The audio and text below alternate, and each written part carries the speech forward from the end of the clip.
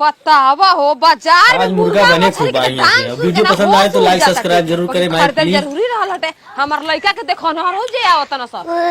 नदिया के तीरे तीरे एगो धन धीरे धीरे हमारा से मिले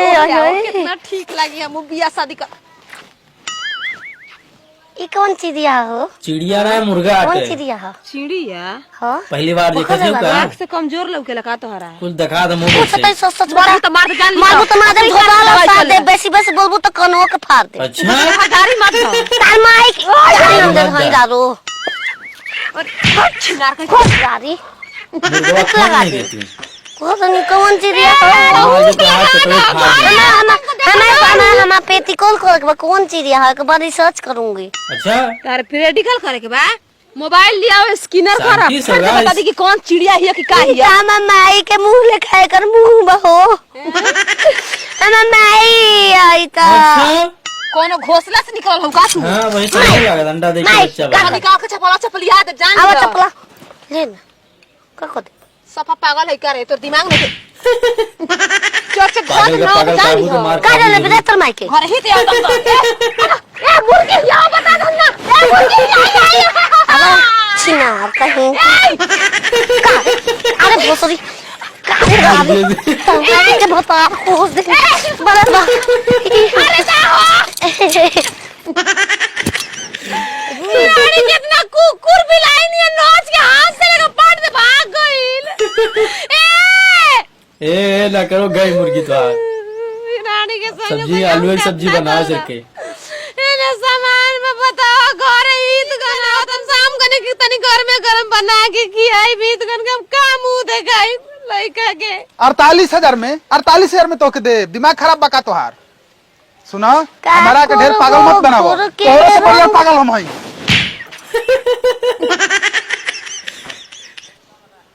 एकदम साफ खत्म है का क्या मर लियो तनी धीरे धीरे बोल तो काम बा धीरे धीरे हो वो कैसे जब तू ही बारो दूरिया हो जानू जिंदगी में उड़ल बाधुरिया तो कैसे खेली होरिया हो तू मत लो क्या कर तलू जाते दुकान गाना करो सुनाए कि मारा अंडा बेचम दुकान कर छिनरो रोइबू रारो कौन चीज है हो मुर्गा मुर्गी मुगरी अचार डालूंगी 31 दिन खाऊंगी लगातार अच्छा एक अचार मुर्गा करना पड़ेला परेला और मसाला डलिया डाल के बना लीजिए कटवा क्या दूंगी मुंह बने वो 20 रंग के एगो मुर्गी नहीं किन के ले किले ना है हो किले ना है हो क्षेत्र हाँ। किले ना है छीन पाक के लाए ले हैं? घोर के हम पूछा नहीं हां तू पूछो जाए ना पूछो मास का मतलब तू जान अरे पूछो जरा पूछो मुझे क्या हुआ है पकड़ तो कम बा नाच के बता दे पूरा बता पकड़ो ना अरे कैसी ये जवानी है ये कैसा नशा तुमसे दिल लगाने की सजा कार मुर्गों लेके भागी जाती एकदम है साफ खत्म है का दान हाथ में तड़ो ई का खा ले रे तो हाथ में स्प्रिंग बात चारा चला चारा चला कहाँ पे चला गेहूं चाउर अरे को साफ पागल भी आई निकल लियो खा नहीं भोसरो नत खा छिंदो गन गन गन कांप रही ठंडा लागत है करके फ्रिज में बंद करूंगा तब एक गमरी होके रारी आवे मत फुआ के पतो है देखे जाए के बाद फूफा कबे फोन करूँ कि बचवा आओ गाड़ी रोकले बना जा रोड पर मेहरारू सनका के रख देले बिया के जाने कहाँ चाबी धके चल गई मुर्गा ला ए आई मुर्गा ले क्या बताड़ी अपन अंजौखी दे का अपन अंजौखी अजाऊ खी हई त अंगौछी कहल जाला एकरा बांध पेड़ पर बांध दी बिलाई ना खाई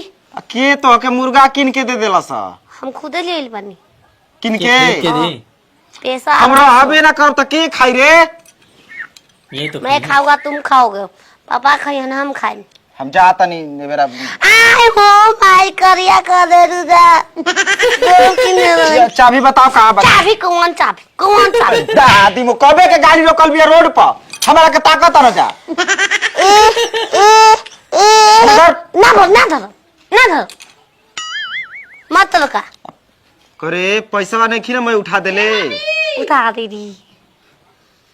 आई मुर्गा खिड़की के देखे जी तू पथा दे बन अब क्या सिंहासन वो थोड़ा देर और करे होते तो कटी भी जाते हैं। खचिन नाखिया में मारा पड़ल बका तुम्हारा ढेर दिन पर लौकतरू छिनरी अरे! दादा दादी बोल ना का बात है आदमी ने कहा था मुर्गा लौटा दे धोखा काटेम दादा गानेम बड़ा दांत खिचखिचाता ना अब क्या बहुत नहीं है। नहीं मैंने दिमाग गरम भी आए कर ए चाची लियो का चाची के बाची बोला खा लो कैसे उले लसे मुर्गा बा ए बचवा हमारा घर तिल कहरु आवतन सा बो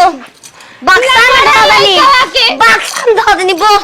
का कर देबू काना के मुर्गा बना दे तो शादी पक्का पक्का लगना के बियाह करतलू का पक्का। आई रार सब भेटा गलिए रास्ता में दांते काट के मुर्गा हाथ झपट करके भाग गलिए कुकुरनिया अच्छा 100 रुपया दे देगी मुर्गा 100 रुपया? हां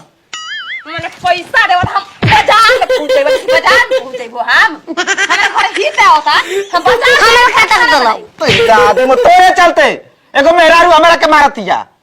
चारू हियो तो चाची हियो हमारा मुर्गा तो कदी तार खाए के बक्सान धोदल बानी बाम गोसोर